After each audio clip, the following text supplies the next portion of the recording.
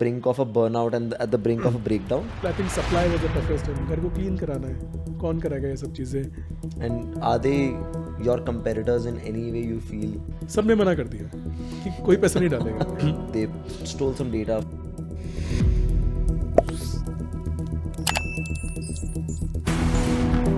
Hi Saurabh, welcome to the front seat.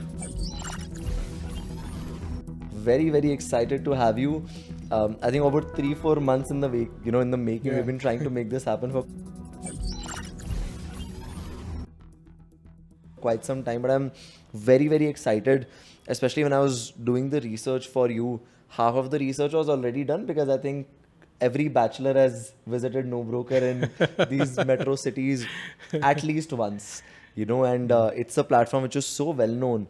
But I'm so excited to know the behind the scenes of what went into building this company. If you can give a quick introduction to the audience, what are you up to? I know most of the audience already know the company, but for those who don't, if you can quickly introduce yourself and what does NoBroker do? Yeah. So I'm Saurabh Garg. I'm the founder and chief business officer of NoBroker. So NoBroker is basically a platform that connects owners, tenants, buyers and sellers directly without any broker, without any middleman.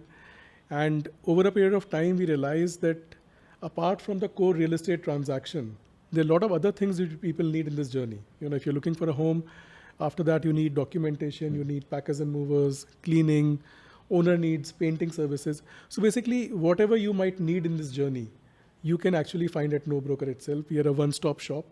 You don't need to go anywhere. We'll do everything for you. Amazing. मुझे एक बार थोड़ा, can we go back in your journey a bit? पहले के users कैसे acquire हुए थे? मतलब tell me the journey of maybe acquiring the first 500,000, 2,000 users. Yes. So पहले immediately the biggest problem was supply. How do we bring supply? Because once you have supply, demand was easier, right? So how do we convince owners? How do we convince them to come and list on the platform? So we made it very easy that you can actually just WhatsApp us and we'll create the listing for you. But we also realized that it's still slow. So initial, I remember that we used to go to newspapers and look at the classifieds, people who are owners and posted it there. And then we also did a lot of Facebook ads to bring owners. We also used to go, we started with Bangalore and Bombay. So we also used to go street to street and see if there are for rent boards outside. You started from Bangalore? Yeah. So for rent boards outside homes, you used to click those pictures, come back, call those guys and get the property listed. So I think that's how the supply started building and slowly, it went on increasing. I think tenants were much easier. Once we had that thing, we just used to post those properties on Facebook, do some bit of ads or organically? Actually, a lot of it used to be organic. And you just used to post that and then people used to come and say, okay, we want to look for a property. And they used to interact with the owners. I think that's how the marketplace kept on building. But initially I think supply was the toughest and that's how we tried to do a lot of offline things to bring those guys. Very interesting. Just to be honest, if I look at any startup, right, like शुरू में कुछ और ही कर रहे होते हैं and then they pivot to something which they are today. Was that the case with you? मतलब when you set out to solve this issue, was there some other solution that you wanted to solve or यही था मतलब solution तब भी? Then हमने start किया NoBroker with a very clear thing that we want to connect owners and tenants without any middleman. That was the understanding from the very beginning. And I think it also started because that's what we believed in. And over a period of time, what has changed is that now, apart from just the real estate transaction, we help in the entire journey. So that is the big change which has happened. Interesting. उन 6 साल में क्या हुआ? जो 7 से 2000. So 2007 to 2014, 13-14, I was running another startup. It was a chain of spas called Four Fountains. Okay. We launched 30 of them. Then I realized that it's a lifestyle business, slow growth. So we brought in a CEO who came in and started running that. And is that still running? Yeah, it's there. Oh, amazing. You have automated that business. Yeah, yes. But just say when you raise capital, a lot of times VCs have a clause, right? Which is you can't be a director in another company or something like that. Yeah. Did that affect the journey of starting NoBroker? No, actually not, because the investors who were there in the previous company also invested in NoBroker. So really? I brought them in and they also liked the idea. They felt that this is something which is great. So I think they were kind of okay with that. But what took you 6 years? Like why didn't you start NoBroker there and then? Was the conviction not there? Was the market not ready? Yeah, I think I felt that the market is not ready. I think it's after a lot of people started doing online transactions, whether it is booking air tickets, booking train tickets, selling on Quicker, OLX. I think that was a time when I felt that the market is now ready. It's the right time to do that. Previous to that, I think it would have been too early. Probably we would have launched and the scaling would have taken a lot more time to do that.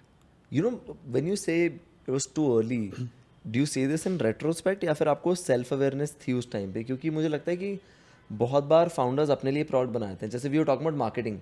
बहुत सारे advertisers और marketers they make ads for themselves and they don't, you know, they don't have visibility of the actual consumer. Did you have that self awareness या फिर retrospect में लगा था कि वो right time नहीं था? नहीं, उस टाइम पे हमने काफ़ी सोचा था नो ब्रोकर के बारे में, but that time online transactions were very less. You know, Flipkart was also just born in 2007-2008. धीरे धीरे ट्रांजैक्शन स्टार्ट हुए. I think 2011-12 I started feeling that you know it's ready now, it's a time to do it. And that's when I started speaking to people. I spoke to Akhil and Amit, who are my co-founders. तो Akhil is my junior from IIT Bombay. He is a techie guy. So he used to work with Oracle and some startups. Nice. So I told him about this idea when I came to Bangalore. He used to live in Bangalore. And he totally resonated with this and said ki, yeah, makes sense. So we started building this product. और फिर अमित मेरा IIM Ahmedabad में batchmate था. अच्छा. He was doing consulting for a lot of almost 10 years. I told him about this. So he also felt, you know, it's very interesting because he also had undergone similar things in Calcutta, Bangalore. He used to live in Bombay at that time.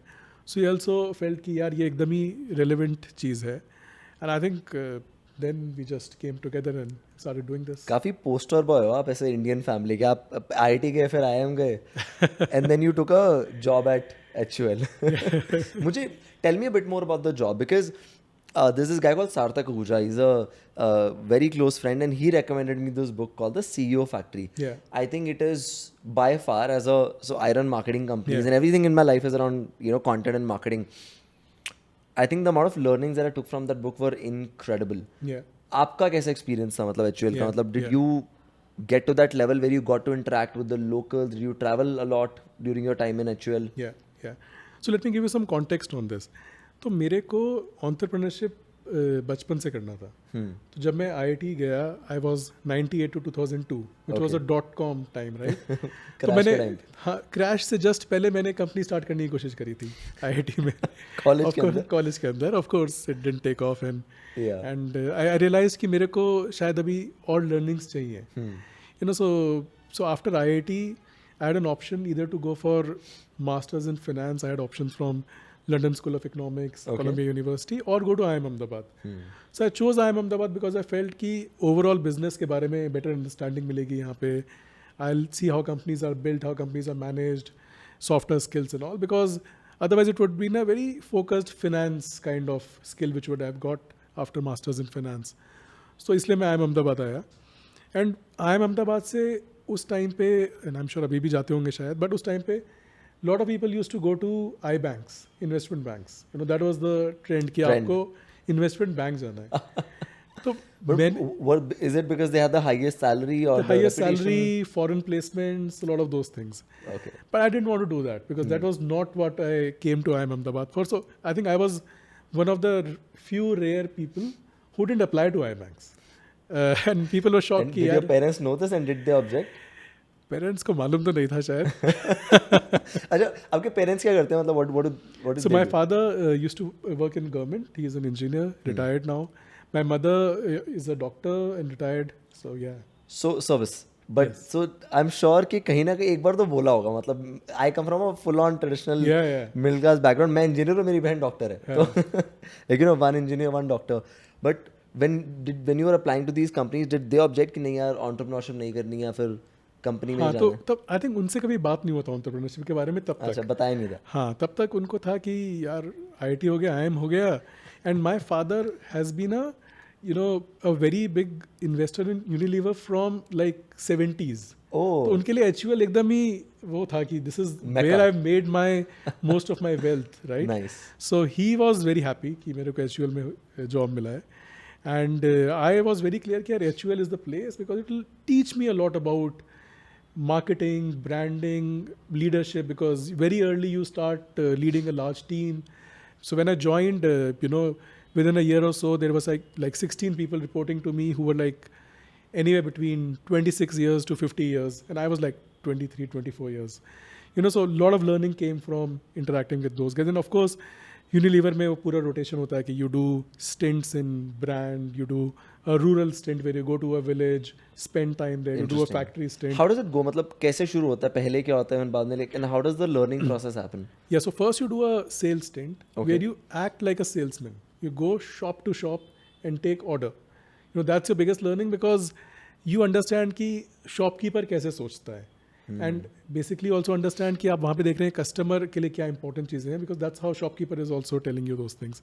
So a lot of those basic what need is very important for sales and distribution, you start learning from there as a salesman. So you're going to 30 shops every day taking orders, and you also understand the hardship that the salesman has to go through.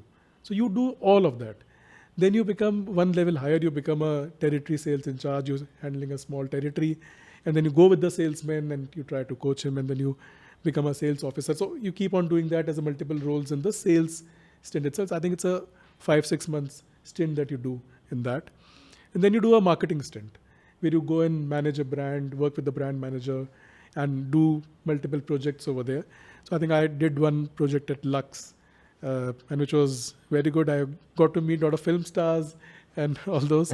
So marketing बाद में आता है ना. I think marketing सबसे glamorous होगा, मतलब if I'm guessing for a... But I think when you first understand sales, then only you can do marketing. And there's a very good thing which I remember from Unilever days, that if you're going to a meeting, for the initial some time, you actually can't speak anything in the meeting. So they say that you should have spoken to consumers for 100 hours before you get licensed to speak in any meeting. So you have to go and speak to 100 consumers, spend 100 hours with them. Then only you can come and make any comments in the meeting. Otherwise, you'll sit quietly and not do anything. I think that's also a very good learning, and which we have now imbibed at NoBroker also, that we keep on speaking to consumers very, very regularly. Because whatever deepest insights are, you actually get from consumers. Otherwise, तो आप अपने office में बैठे हो, आपको मालूम नहीं कि क्या चल रहा है. So very, very critical that you keep speaking to consumers. And a lot of times I've seen people make mistakes कि वो consumer से शुरू में बात करते हैं, एक product बना लेते हैं, and then they think they know everything. Now we don't need to speak to the consumer. But consumer needs keep on changing. Correct. And that's how this entire thing I spoke about, one-stop shop, all this came from the consumer.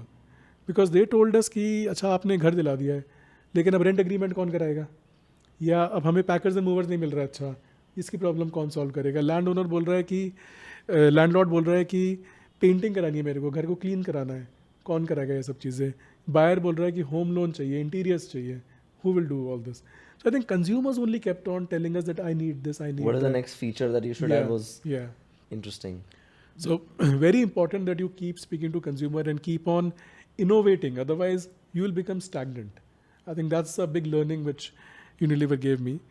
तो काफ़ी अच्छा stint था, and 3 years I was there, learned a lot.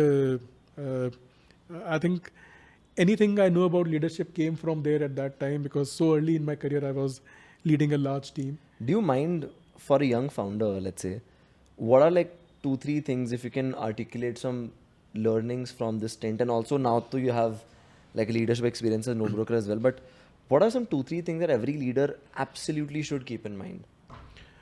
So I think one, of course, which I already spoke about, consumer insights, and keep on refreshing your consumer insights. So keep on speaking to consumers, never stop speaking to consumers. It's very, very important. Second, I feel that a lot of times I've seen that when the founders are looking at starting a new company and they're very excited, they look at how difficult is the problem which I'm solving, but they don't look at how large is the market going to be. I think it's very important that whenever you're starting something, it is going to be a very large market, if not now, maybe 5 years, 7 years down the line, because you have to get returns for yourself, you have to get returns for your investors, and of course you want to make a very large company, because if you start in a very shallow market, which also doesn't grow, you might be the best company in that market, but I don't think it will justify for you to put so much effort and time in doing that thing, because risk adjusted, you might be better off in a job. Thirdly, I think a lot of founders, and this I think I also learned over a period of time, it's very important to have a very good team, and at least the next level of team which you have, it should be as good or better than you, because that's when your time is released to do other things. Otherwise आप operational चीज़ों में ही फंसे रहोगे और आप कुछ भी सोच नहीं पाओगे कि कंपनी को आगे कैसे बढ़ाना है, स्ट्रेटेजिक चीज़ें कैसे करनी है. So I think we are very lucky in that sense, and we three co-founders always joke that if somebody comes to our office and they don't know us, they won't be able to figure out who is the founder and who is the employee. The people are so passionate, so driven, so we are blessed to have a team like that. I think one more thing, that you need a co-founder. I think it's very difficult to do entrepreneurship or run a company alone, because it's a very lonely journey and it has its ups and downs. When you have a co-founder, there is someone who can relate to you. You can एक दूसरे कंधे पे सिर रख के रो सकते हैं, थोड़ा सांत्वना मिलती है, and you can. I miss this, and no, I think the last one is very, very important, because I feel some of the hardest of the times, even if I had somebody to talk to, because the problems are so specific to you. Sometimes not even real problems. Sometimes very first world problems that you are in, but you just can't share it with anyone. No, of course. And because that old, I didn't have a co-founder. Instead of starting a new wing in the company, the first level of growth when we acquired stake in another company was not strategic. It was simply because I thought, I want to do it with somebody who has skin in the game. And then eventually it became more strategic. No, of course. And I think the growth in those verticals was also much faster. Because of course, we had some learnings already, but the way the camaraderie happened, where we were able to, where if one person is feeling down, the other person brings in that energy, brings in that passion. I think that I really missed that out. And to some extent, I still do. But probably one of my most important learnings and insights as well. You mentioned team culture, and I think that's very, very important. And I feel culture is a very ongoing process. So talking of culture, one thing that I saw was the broker attack. That 40-50 लोग आ गए थे, office में तोड़-फोड़ मचा दी थी. So how was it for the team? Did it break the team a bit? Did it break the overall vision? How did it affect the overall culture and your team, your morale? No, of course, it was a very difficult time for us. I think we were also very naive at that time. We didn't realize that we're doing this kind of disruption, so we should, expect any of these. So we were in this small office in HSR, no security, no CCTV camera, anybody could come in and all that. So, some 40-50 brokers came, tried to attack, break things and all those. And we had to vacate that office for 2 months. I think 2 or 3 months, we were in a makeshift office. In one office, तो furniture भी नहीं था, तो गद्दे पे बैठे हुए थे, मतलब mattress पे काम कर रहे थे. I think very, very tough time, of course. And we felt कि यार हमारी तो कोई गलती ही नहीं है, ये सब क्या हो गया हमारे साथ. I think it was very, very demoralizing at that time. But 2-3 things which happened at that time because of this. That one, we started feeling that we are doing something right. And that's why, there is some reaction to that. If we were not making any difference, nobody would have noticed us. So at least somebody is noticing us, and that's why they are reacting to what we are doing. Secondly, the entire team, surprisingly to what you said, it's totally opposite of that, because the entire team started believing that, this is onto something. This is the vision which we have, and we all need to do this much better, much bigger. And, most of the people who were there at that time in the team, many of them are still there after almost 8-9 years. Wow. Yeah. So I think this happened in 2015. 2015. Yeah. So amazing how the team came across together, became much, much more bonded together. I think that changed a lot. So it actually brought the team together in a very nice way. Yes. And just say, when I look at your, when I go to the website, there are of course cities that are listed. Real estate industry है तो थोड़ा सा reluctant to change. I feel the way the things are happening are still very old school. So I come from Rohtak. मेरे सारा जितने भी परिवार है वो छोटे-छोटे शहरों में ही, रोहतक, कुरुक्षेत्र, अम्बाला. तो वहाँ पे अभी भी it's a very traditional system. Yes. So for you now, is the next step of growth going to these cities, or is it just to stay in the top cities and penetrating in maybe other services or going deeper? I think both. So, but if you look at it, that we are not in even the large metro cities right now. We're not in Calcutta, we're not in Ahmedabad, we're not in Surat, Jaipur. So of course, next set of cities would be these, much larger. And then of course, we'll want to go to Rohtak, Kota, Meerut, these kind of places also. But even in the cities where we are right now, I think we can go much more deeper. For example, in a city like Bangalore, our share of properties that we have as a percentage of overall properties available for renting or selling is probably 16-17%. Okay. And this is combined residential plus commercial? Yeah, combined residential plus commercial. Commercial, we don't even look at very large IT parks and all. We're talking about small commercial in these kind of places जहाँ पे 5,000 10,000 तक maximum, those kind of places. So I think our share is still very less. In newer cities like Delhi तो 3-4% ही होगा. So our idea is that how can we go to 50, 60, 70% in these cities also? That is a very, because as you start going deeper in the city, your number of transactions start jumping, disproportionately, because real estate is a very micro market game. आपको कोरमंगला की इस street पे घर चाहिए, तो आपको इसी street पे सप्लाई चाहिए, आप डोमलूर भी नहीं जाओगे.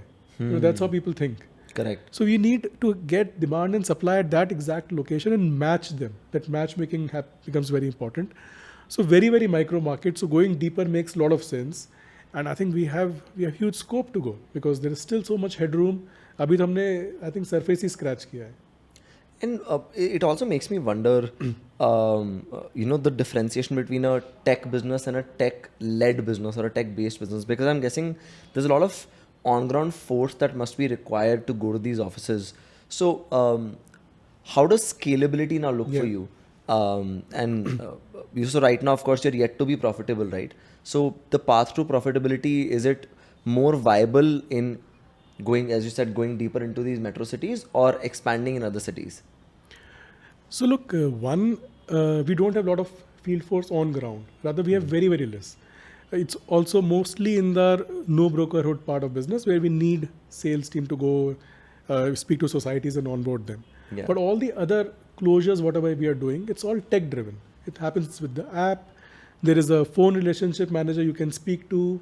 So we have a call center here who will assist in everything that you want to do.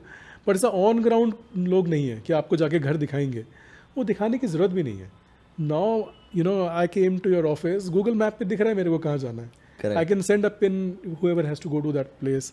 So I think it's a very old thought कि एक आदमी आएगा आपको उस लोकेशन पे लेके जाएगा. जैसे मतलब जब मैं IIT में था कि एक आदमी आया और मेरे को अपने स्कूटर के पीछे बिठाया और वो लेके जा रहा है और फिर वहाँ जाके चाबी लेके आ रहा है, खोल रहा है and all that. I think all this is now much more seamless with the technology that we have. You can go to that place. In most cases there is a tenant who's staying there and the relationship manager coordinates with the tenant. He opens the door, you see the place. You don't even have to look at the biases which the broker comes in. कि sir घर बहुत अच्छा है, 24 घंटा पानी आता है. You can speak to the tenant and understand कि पानी आता है, नहीं आता है, 2 घंटा आता है, 5 घंटा आता है. आप वॉचमैन से बात कर सकते हो, आप नेबर से बात कर सकते हो, इंडिपेंडेंट जजमेंट ले सकते हो. ऐसा कोई आपको पुश नहीं कर रहा है कि सर आप जल्दी डिसाइड करिए, ये तो ना दूसरा बंदा आ जाए. हाँ, नहीं तो दूसरा अभी निकलने वाला है, तो इसका तो टोकन हो गया है. Constant FOMO generate करते हैं. तो मतलब it's so hard to be with a broker. Of course. It's very hard. No, but this is very interesting. And tell me a bit more about, let's say, the new technologies.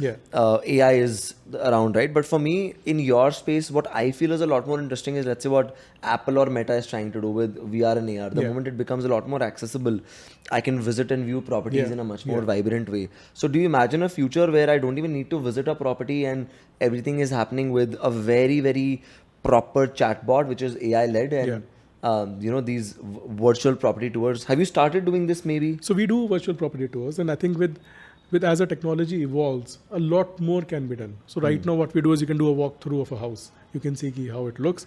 I think with time you'll also start seeing कि अच्छा अगर यहाँ furniture डालेंगे तो कैसा लगेगा, मेरा furniture कैसा लगेगा. तो idea is that I think in future it should be like e-commerce. You can see the thing online, add to cart, and you can just book it. You anyway do that with Airbnb, right? You don't Yeah. need to, you don't visit that place before doing that. Correct. Of course, it's a short stay, and long stay and short stay have different criteria. But I think as more and more information is made available through technology, you'll be able to make better decisions. I think one big change, for example, which we already do or already feel NoBroker has done is कि पहले आप broker के साथ जाते थे 8-10 घर देखने, फिर डिसाइड करते कि क्या क्या लेना है आपको. अभी आप नो ब्रोकर पे बैठ के ही वो सारे घर देख लेते हैं, बोलते हैं कि यार इसमें से ना 7 तो इरेलीवेंट है because enough information is available, ये 3 ही रेलेवेंट है, मैं 3 ही जगह जाऊँगा, and then I use Massive time saved. या because lot of information is available. आपको लोकेशन मालूम है, आपको आसपास क्या है वो सब दिख रहा है, आपको फोटो दिख रही हैं, all that thing is already available at your finger tips. So massive time save for both the sides. मतलब अगर वहाँ पे आप किसी की प्रॉपर्टी बार बार देखने भी जा रहे हैं, उसको भी प्रॉब्लम है, whether it's his tenant showing, whether he is himself showing that thing. So I think both side efficiency comes with this information asymmetry which is not there. Interesting. Tell me a bit more about the economies of the business. So, do you make money, when somebody actually shifts, or do you make money from the sub-services, which is, them using your services to transport stuff, or any other sub-service that you may be also planning in the future? Yeah. Like, what is a more revenue generating / probably eventually more profit generating for you? Yeah. So I think real estate is of course the big part of the revenue, where we say that you can come and post your property, for example, as an owner or seller completely free of cost. And you can actually rent or sell your property without paying us anything. It's completely okay, you can do that. And thousands of people, almost 50,000 people do it every month. But we also have a plan for people who are busier or who want some assistance in doing that. So an owner, for example, or a seller can take a phone relationship manager. So whenever a tenant or buyer are contacting, the phone relationship manager will speak to those guys. And it's basically technology which does the matchmaking, so they know who they're speaking to. They will give all the information. They will schedule them to visit on Saturday between 2 to 3. So 3-4 tenants can come at that time, see the property and do the closure, and then again the entire handholding will be done by the phone relationship manager. Interesting. Similarly, on the demand side, we have a similar product. As a tenant or buyer, you can contact yourself, or you give the information to a phone relationship manager. He will feed everything into the system. System will keep giving options which come to you. You can just swipe right or left to say, okay, this one I like, this I don't like, and whatever you like, he will schedule those visits for you, and you can just go and do that. So that's one part of our real estate part, which we call as subscription. It's a very large part of the business. And then remaining things are, of course, the services which we offer. So once you found a house, you need documentation, we'll get it done for you. You need packers and movers, we'll do it for you. You need cleaning services. So whatever you can think of, everything in your real estate journey, we'll be able to offer. So that's the other part of the revenue which we have. And then we have some financial services also. For example, we can give you home loans. So we act as a home loan aggregator. So any person who buys a home and needs home loan, we have algorithm which basically tells you, okay, this is the best bank for your requirements. And we do that matchmaking.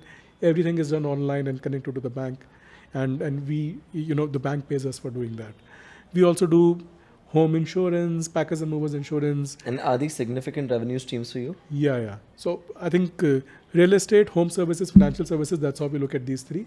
All these three are decently big, with real estate being one of the biggest. And do you think, how there's a loss leader strategy, which is, you have a product which seems like it must be the main product, but the actual money is made from other services. Yeah. Do you see yourself going in that direction where listings and subscriptions are just maybe like a tiny percentage? Again, this is me talking 5-7 years from now. Sure. And other services are actually, because you've captured them in the ecosystem at a stage where nobody else has. Yeah. And so you've caught them young, as we say, right? And now we call that as a moment of truth. Okay. We have them at that moment of truth when they need those services. But I don't think that's what we're going to do. आप ये समझिए कि अच्छा आप ये guess करिए कि India में ब्रोकरेज कितना पे होता है हर साल? Oh wow, I'm going to be blatantly wrong, but 3,000 crores. तो 4,500 करोड़ से 5,000 करोड़ हम लोग हर साल बचाते हैं. आप ही बचा रहे हो? हम बचाते हैं. और पे तो हो रहा होगा? पे होता है 1,40,000 crores. Wow, I was so... So just imagine, इतना पैसा जब खर्च हो रहा है तो हम क्यों नहीं कमाएंगे उसमें से? Of course, we are saying we don't need brokerage, but we'll take some part of that money should come to us, a subscription and all that. So it's such a huge market. We will make money out of that. And what is the revenue, if you don't mind me asking, of NoBroker right now? We don't disclose revenue public. Okay. It's not public right now. No, that makes a lot of sense. This is, wow, I didn't know these numbers. These are pretty staggering. ज़्यादा competitors हैं नहीं वैसे आपके market में जितना मुझे दिखता हो ना. हमारे competitors brokers हैं. और तो कोई competition है ही नहीं. मतलब कोई भी और जो ऑनलाइन रियल एस्टेट प्लेटफॉर्म्स हैं. और बड़े टेक कंपनीज आए क्यों नहीं? मतलब आई नो हाउसिंग आया था, but I'm guessing they're not as big in the market now. So all the other real estate platforms, all of them work with brokers. So all of them are basically advertising platforms for brokers. So we don't see them as competition because our competition is basically brokers and these guys are enabling brokers. So there are two different thoughts which are there. तो मुझे लगता है कि कोई और competition इसलिए नहीं आया बिकॉज बहुत मुश्किल है कस्टमर टू कस्टमर बिजनेस बनाना. It takes a lot of time. जैसे मैंने आपको बताया कि पहले हम ऑफलाइन ही जाके न्यूज़पेपर की कटिंग काट के लोगों को ला रहे हैं, वहाँ से स्टार्ट किया. So it's very difficult because you have to make a market place with two sides. और बाकी जगह आप क्या कर रहे हैं कि एक ही साइड मार्केट प्लेस, एक साइड पे बिजनेस है, डिमांड जनरेट कर रहे हैं. हाँ, डिमांड जनरेट कर रहे हैं, बाकी तो बिजनेस चला रहे हैं which is brokers and all those. So I think it's very difficult, takes a lot of time, takes a lot of effort, but it's a snowball effect. एक बार आपने बना दिया, then it's, it grows, keeps on growing. Very interesting. आपका, I read it somewhere, you had some feud with my gate, where they stole some data from Feud नहीं, अच्छे दोस्त हैं हम लोग. But what was that all about? Like, yeah, so we also, we got into that phase where we realized that some of our data was being stolen and they were trying to use that. So we feel that ये market, मतलब it has to be fair market, right? It has, you can compete. We are very good if you want to compete, and we are competing with so many people. But these unfair practices don't make sense. So that's where it was, and I think it was sub judice for some time. So I think that's where it is. But clearly, the market is very, very large. Many players can exist. Yeah. It should be a fair play. And are they your competitors in any way you feel? So they are in a very small part of the business, which is our society management, visitor management part. There they compete with us. But I think in our entire ecosystem, that's a small part of the business. That's not a very, very large part of the business that we look at. So yeah, they compete in that small part which is there. Interesting. आपका Covid में कैसा journey था? मतलब तब तो hit तो आया होगा, राइट? बहुत ही मुश्किल था. आई थिंक कोविड में रियल एस्टेट ट्रांजैक्शंस तो जीरो हो गए थे. घर शिफ्ट करना तो last thing on people's mind, right? कि घर ढूंढ के घर शिफ्ट करते हैं. तो जब लॉकडाउन था तो zero, nothing was happening. And जब लॉकडाउन खुलता था तो एकदम से पेंट अप डिमांड होती थी एंड आता था, फिर से लॉकडाउन हो जाता था, फिर बंद हो जाता था. But if you don't mind me asking, do you have a runway then? Yeah, so just when COVID was starting around that time, we closed one funding that time. So तब आपने कितने रेस करा था? तब हमने race किया था 60 million. 60, okay. Yeah. So we had Runway, but I think what happened during COVID is that we also innovated. So a lot of these services which you're talking about, a lot of these grew during the COVID time. क्योंकि बाकी चीज़ें नहीं हो रही थी, but people wanted कि कोई आके घर सैनिटाइज कर दे, घर क्लीनिंग कर दे, because maids were not coming. So multiple things were happening. Yeah. So a lot of these services became big at that time. Interesting. When when real estate transactions were not happening. So I think it was also a good time for us because we could also focus on something else and push that, क्योंकि सिर्फ वही चीज़ें हो रही थी तो हमने भी उनको push किया. And all these home services became, home and financial services became big at that time. And now they are part of your... Now they are decent, very big part of the revenue. Yeah. Interesting. आपका end game क्या है? मतलब आप इतने साल से company बना रहे हो, दूसरी कंपनी है, 15 साल हो गया, आई थिंक 16 साल in your entrepreneurship journey. Why and अभी like what's the end game? No, not for NoBroker. This is I am asking Saurabh Garg. Sure. देखिए, मुझे ना दो चीज़ें लगती हैं. एक, I think NoBroker has a potential to go global, which will be a very big thing for all of us. Because जब हमने स्टार्ट किया था तो बहुत सारे, हमने कम से कम 100 VCs से मिले होंगे, सब ने मना कर दिया कि कोई पैसा नहीं डालेगा. उसका रीज़न ये था, उन्होंने कहा कि यार कि ऐसी कोई भी कंपनी ना यूएस में एग्जिस्ट करती है, ना चाइना में एग्जिस्ट करती है, दुनिया में कहीं एग्जिस्ट नहीं करती. तो why should it exist in India? And it was very difficult for us to convince them that it's a very different structural market here, because यहाँ पे broker organized नहीं है, there is no certification, where while the Western world has that certifications and all those, so it's very different. तो हमें लगता है ये बहुत ही made for India या made for developing world solution है.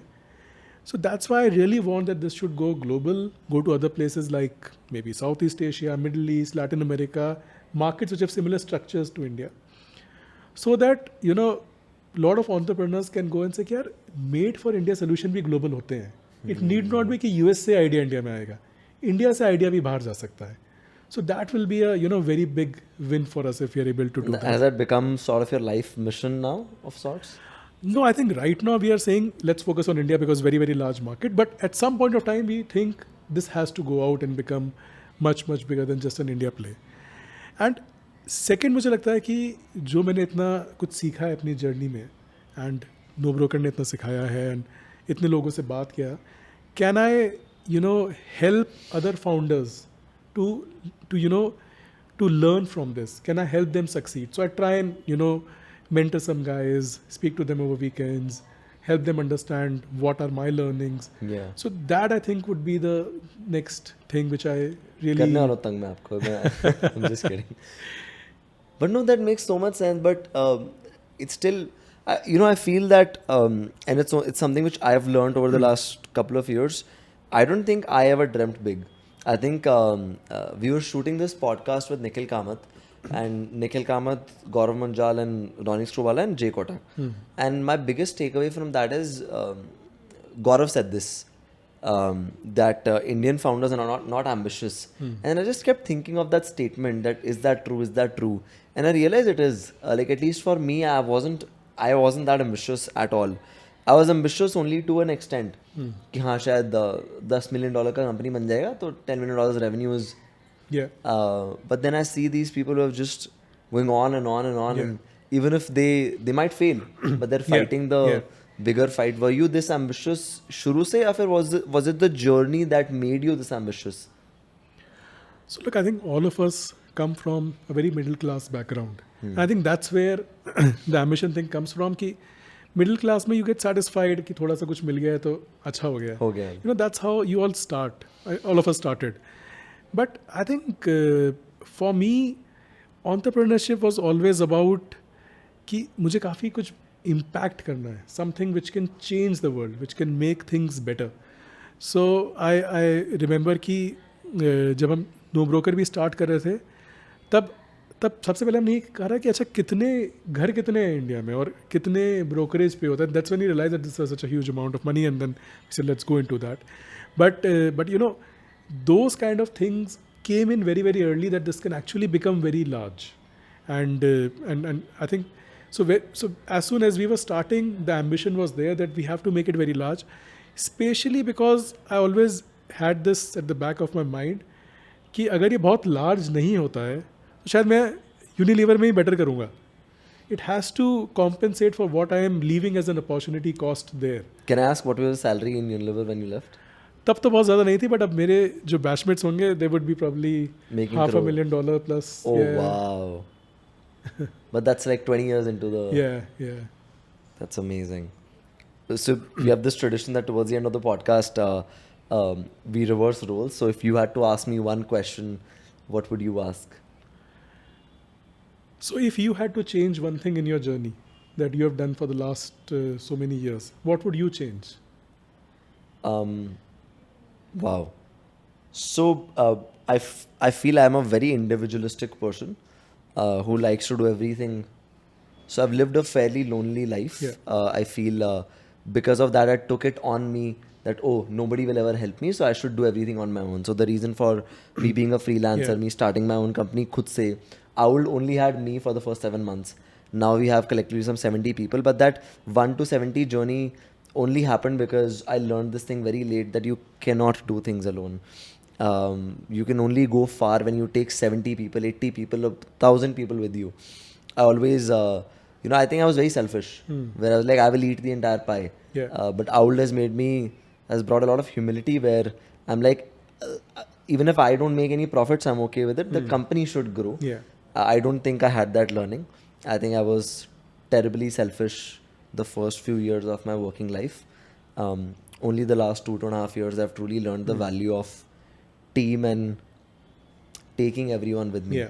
Yeah. So suddenly now my horizon has shifted from making money in 5 years to making money in 20 years, but making sure that I'm set to make money in the next 20 years.